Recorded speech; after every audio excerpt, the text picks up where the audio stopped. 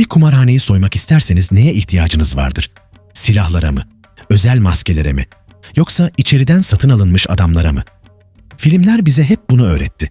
Ancak gerçek dünyada dünyanın en güvenli binasını soymak için silah çekmenize veya kasanın şifresini kırmanıza gerek yoktur. Tek yapmanız gereken o binayı koruyan devasa güvenlik sistemini kendi aleyhine çevirmektir. İzleyenleri izlemektir. Bugün tarihin en zekice ve en sessiz soygunlarından birini inceleyeceğiz. Tek bir mermi atılmadan sadece 8 el oyun oynanarak kazanılan 32 milyon dolar. Yıl 2013. Avustralya'nın Melbourne şehri. Şehrin tam kalbinde ülkenin en büyük, en lüks ve en güvenli eğlence kompleksi duruyor. Crown Casino. Burası sıradan bir kumarhane değil. Adeta modern bir kale. İçerideki nakit akışını ve oyunları korumak için askeri düzeyde bir teknoloji kullanılıyor. Gökyüzündeki göz, yani kumarhanenin devasa kamera ağı, her saniyeyi, her kartı, her oyuncunun mimiklerini yüksek çözünürlükte kaydediyor. Eğer masada kart saymaya çalışırsanız, hileli bir zar kullanırsanız veya krupiye ile anlaşırsanız, bu sistem sizi saniyeler içinde yakalar.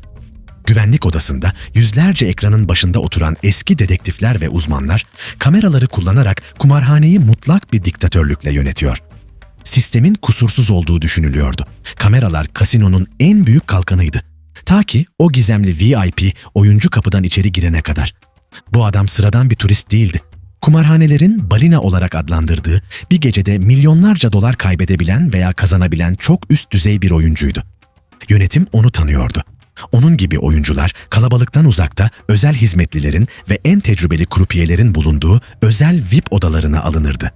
Odaya girdi, masaya oturdu. Oyuncu son derece sakindi. Kartlara dokunmuyor, krupiye ile gereksiz sohbetlere girmiyor. Sadece oyununa odaklanıyordu. Oynadığı oyun büyük ihtimalle bakkarattı.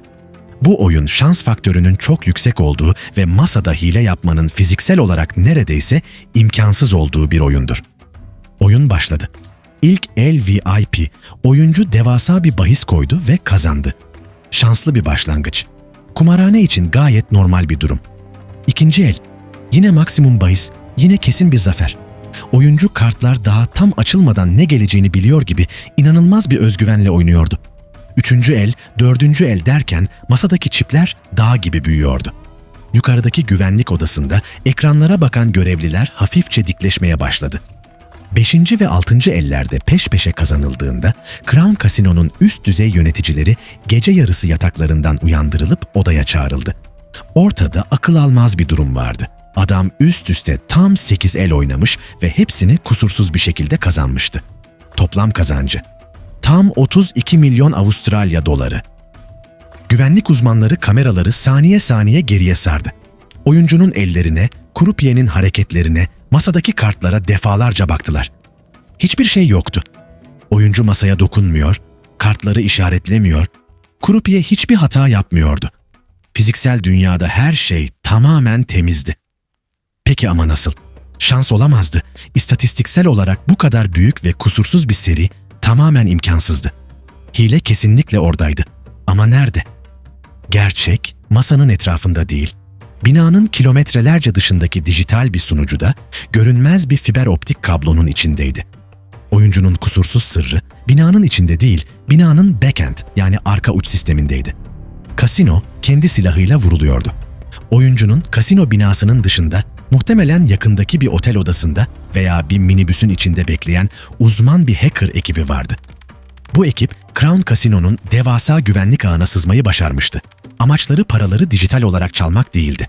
Onlar doğrudan VIP odasındaki kameralara girdiler.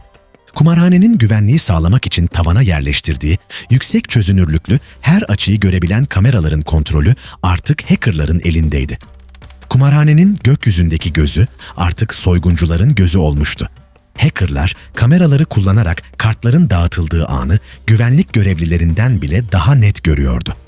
Krupiye kartları desteden çekerken kameraların kusursuz yakınlaştırma özelliği sayesinde kartların değerleri daha masaya kapalı konmadan saniyeler önce okunuyordu.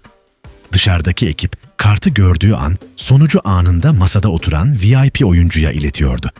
Peki ama nasıl? Hiçbir teknolojik cihaz kullanmıyormuş gibi görünüyordu. Cevap, oyuncunun kulağının derinliklerine gizlenmiş, dışarıdan görülmesi fiziksel olarak imkansız olan mikro bir kulaklıktı. Kulaklık üzerinden gelen şifreli sinyaller oyuncuya bir sonraki kartın ne olduğunu söylüyordu.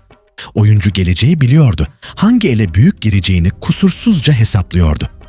Bu bir siber saldırı ile fiziksel bir soygunun tarihteki en muazzam birleşimiydi. Kasa, masayı korumak için kurduğu 10 milyon dolarlık kameralar yüzünden soyuluyordu. Olayın üzerinden birkaç saat geçtikten sonra Crown Casino'nun teknik departmanı ağlarında devasa bir anomali, bir veri sızıntısı tespit etti. Birileri içerideki kapalı devre kamera sisteminden dışarıdaki bilinmeyen bir IP adresine canlı ve yüksek çözünürlüklü video akışı çekiyordu. Sistemi hemen kapattılar, VIP oyuncunun odasına güvenlik güçlerini gönderdiler. Oyuncu masadan kibarca kaldırıldı ve otelden kovuldu. Ancak çok geçti. Ortada kanıtlanabilir, fiziksel bir hile yoktu. Kameraların hacklendiği tespit edilse bile oyuncunun bu hack ile doğrudan bağlantısı o an kurulamıyordu. Crown Casino, büyük bir halkla ilişkiler felaketi yaşamamak ve kumarhanenin güvenilmez imajını yaratmamak için olayı basından gizlemeye çalıştı. Kumarhane, kazanılan o devasa 32 milyon doları ödememek için büyük bir yasal mücadele başlattı. Oyuncunun parayı otelden çıkarıp çıkaramadığı ise uzun süre bir sır olarak kaldı. Ancak basına sızan bilgilere göre kasino yönetimi VIP oyuncuyla sessiz bir anlaşma yapmış, paranın sadece bir kısmını vererek konuyu tamamen kapatmıştı. Bu olay siber güvenlik dünyasında bir deprem etkisi yarattı. Dünyadaki tüm büyük kasinolar teknik altyapılarını baştan aşağı yenilemek zorunda kaldı.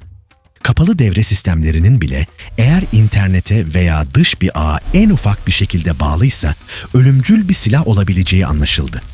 Güvenlik kamerası artık sizi koruyan bir kalkan değil, sizi arkanızdan vurabilecek yüksek çözünürlüklü bir keskin nişancı tüfeğiydi.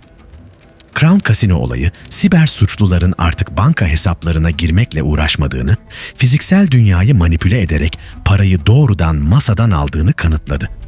Ve o VIP oyuncu hiçbir zaman tam olarak suçlanamadı. Fiziksel bir kanıt olmadığı için tarihin en başarılı soygunlarından birinin başrolü olarak sırra kadem bastı. Sistemi kuran mühendisler, sistemi koruyanlardan her zaman bir adım öndedir. Ancak sistemi hackleyenler her ikisinin de kurallarını yeniden yazar. Bu hikaye bize teknolojinin ve güvenlik ağlarının kusursuzluğu efsanesinin nasıl çöktüğünü gösteren bir ders niteliğindedir. Kurduğunuz duvarlar ne kadar kalın olursa olsun, eğer kendi gözlerinize sızılmışsa, duvarların hiçbir anlamı kalmaz. Sistem mimarisi ve siber güvenlik tarihi buna benzer zekice tasarlanmış açıklarla doludur. Çünkü dijital çağda en büyük soygunlar karanlık sokaklarda değil, sunucu odalarındaki sessiz fiber optik kablolarda gerçekleşiyor. İzlediğiniz için teşekkür ederiz. Sistemlerin ve büyük finansal mimarilerin arkasındaki gizli tarihi analiz ettiğimiz yeni bir bölümde görüşmek üzere.